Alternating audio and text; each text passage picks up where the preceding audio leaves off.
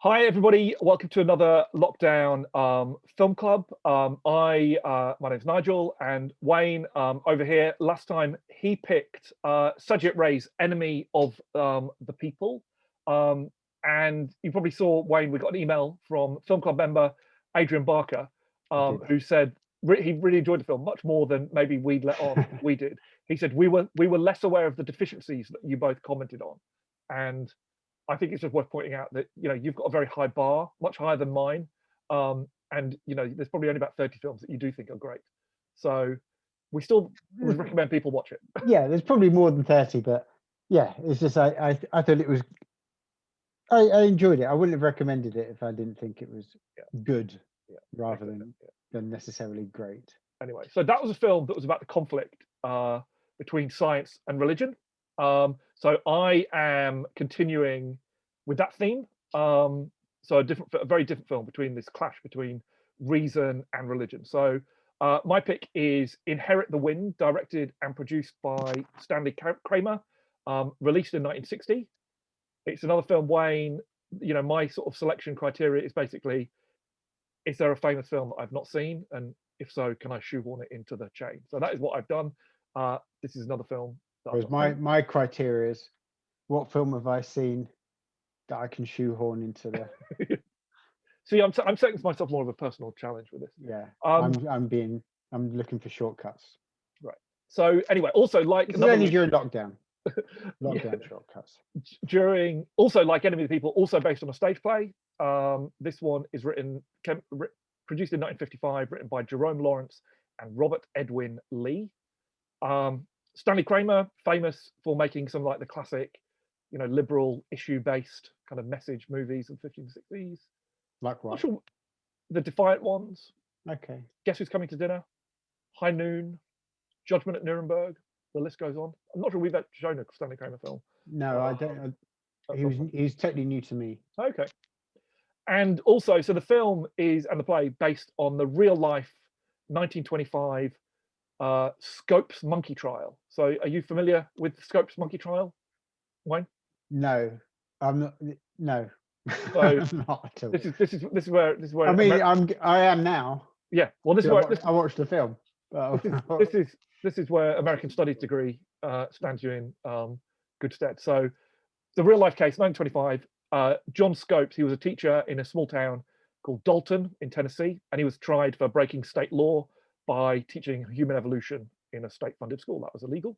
And I think, we'll probably talk about this. One of the reasons that I think the film stands up well is, like these debates are still going on, like especially in the US. And it was a huge trial, the real life trial, huge, because Scopes was defended by the lawyer Charles Darrow, who's probably the most famous lawyer in America at that time. He defended the Leopold and Loeb case, which was the influence on rope. And the prosecution was led by William Jennings Bryan, who, again, like in the film, he was 3 times presidential candidate. He was Secretary of State under Woodrow Wilson. And then the case was covered by H.L. Mencken, the journalist. The dancer, famous dancer. Not the famous, yeah. So yeah, so you'll see in the film very thinly veiled versions of all of these characters. So the defendant, Bertram Carter's, he's played by Dick York, who I think I've only ever seen in Bewitched, the TV series. Yeah. Nothing else. That's enough. Yeah.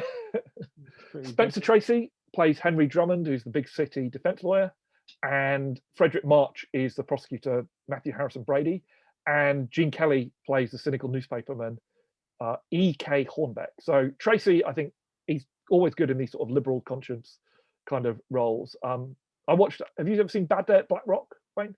No. I watched that again recently. Another very different sort of film, but similar, liberal conscience in a small town. Don't forget the judge. Don't worry, I will definitely come on to the judge. Good. But also, I don't think I've ever seen Gene Kelly like in a sort of a serious non-dancing role. No singing, no dancing, but also a supporting role as well. And Kelly was a very staunch, anti-McCarthyite, right on, part of that community in the 50s and 60s. So I think the subject matter appealed to him. Yeah, he was great. Frederick It was March. You possibly, I know you're a fan of wigs. Anything to say? I thought you might have enjoyed his great. Bald wig. bald The bald wig. wig. The bald pate. I was a big fan of that. Do you remember where we last saw Frederick March at Film Club? I'm trying to He think played of him the without the wig. no wig. He played the president in 7 Days in May. Oh, okay. Um, I wasn't and a big fan of that one. as you mentioned, the judge, Harry Morgan, Colonel Potter from MASH. Yeah. It took me a while I knew I'd recognized him. He crops up. He crops up he crops up in a lot of films, and obviously he always looks old.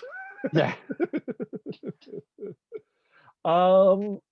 Yeah, I suppose, obviously critique of McCarthyism as well as and so one of the screenwriters, interesting fact, Nedrick Young, who was also one of the screenwriters of the Defiant ones, he was blacklisted at the time, so he's credited under a pseudonym for the film, Nathan E. Douglas. And Stanley Kramer said at the time, the spirit of the trial lives on because the real issues of that trial were man's right to think and man's right to teach. That's the real theme of Inherit the Wind. But yeah, I'm sure you probably thought, did you feel it resonated still? Oh yeah, completely. Especially as you say, with what's going on in America still at the moment, I guess. Yeah. And even with the vaccination nonsense, right? The anti-vaxxers, Yeah. you can see. I thought it was great. I mean, you can tell it's a stage play based on a play, and it's it's a little didactic. Although you could arguably say that about most courtroom dramas, you could probably exactly. But you sort of take that on board, don't you, when you watch something that's adapted from a play? You don't get too het up about it. It reminded me of sort of Orson Welles, a lot of it. Maybe it's just a lot of bald wigs and also sweaty faces. Yeah, oppression. Yeah, and there's strange camera angles as well. I knew from very early on, this is I guess it's a kind of a spoiler, but I thought I wouldn't like to take anyone's blood pressure. These characters, they all look so unhealthy. Yeah. Sweaty and like they're going to keel over at any moment. One of the things, I hadn't really thought about it in this context, but maybe this is deliberate. One of the things one of the things it's also good at, it's good at this sort of like self-righteous kind of dig at these sort of self-righteous Christians. Like very early on, one of the sort of like the city elders is like, great, we'll have all of this publicity and like the hotels will be full and we'll get all of this business. So they're very much capitalistic Christians. But then also they all have these fans because it's so hot. And the fans are sponsored by Mason's Funeral Parlor. It's like, so maybe that's a little bit of dramatic irony. I mean, it seems quite. Sorry, go on. No, go on. I was just going to say, it seems. I was surprised when I looked up afterwards that it was made in 1960. Feels more modern. No. Feels all right. Oh, it feels older than 1960. Okay, I thought some of where he's like some of the sort of the interrogation and some of the. I thought it was a bit more sort of grown up than maybe some other. I think maybe it's just the look of it. Yeah. I mean, obviously I wasn't that surprised because it's got Darren from Bewitched, and the Colonel from MASH, so I knew they. Yeah. And Gene Kelly looked still young, although he always did. I think. He's a good going back to the Colonel from MASH. In terms of the sort of like the modern resonances.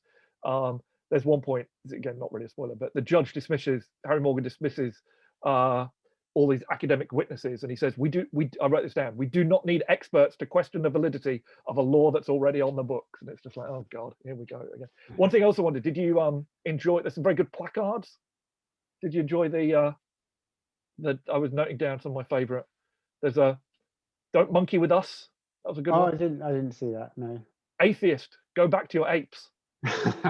And then my favorite one was a bloke just had a placard with a picture of a monkey on it. And it said, I'm not one.